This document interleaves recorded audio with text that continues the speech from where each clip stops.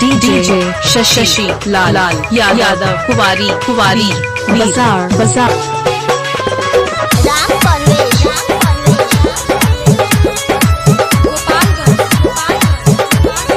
जाता रे तो जोर पूजवा गम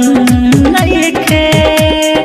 जाता रे तो जोर पूजवा गम नहीं खे कजल भी तोहारा से कम नहीं खे कजल भी तोहारा से कम नहीं खे ओकर मुस्कान देखी के ओकर मुस्कान देखी के हमरा हम नहीं खे जाता रे तो जोर पूजवा गम नहीं खे कजल भी तोहारा से कम नहीं खे कजल भी तोहारा से कम नहीं खे जाता रे तो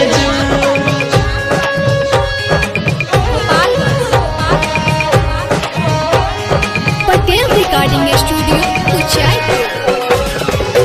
डीजे शशि लाल यादव कुवारी बाजार दिल बड़ू धोखा अब जाई ओकर ही घरे मोर बारात जाई हाँ, दिल बड़ू धोखा अब जाई ओकर ही घरे मोर बारात जाई तोहरा बिना जियल हमरो तोहरा बिना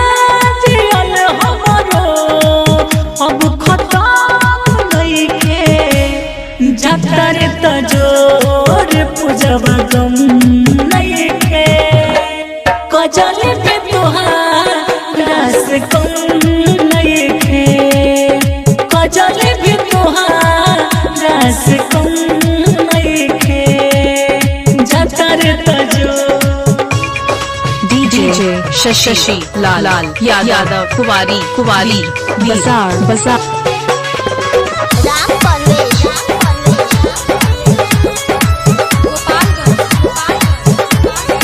गैला के न तुहरा नया अफसोस रही नइखे पारवाह की दुनिया का कही गैला के न तुहरा अफसोस रही नइखे पारवाह की दुनिया का कही हो जाई है बर्बाद प्यार में हो जाई है बर्बाद प्यार में अर्जुनी गाम नहीं खे जाता रे तो जोर पूजवा गम नहीं खे कजल भी तोहारा से कम नहीं खे कजल भी तोहारा से कम नहीं खे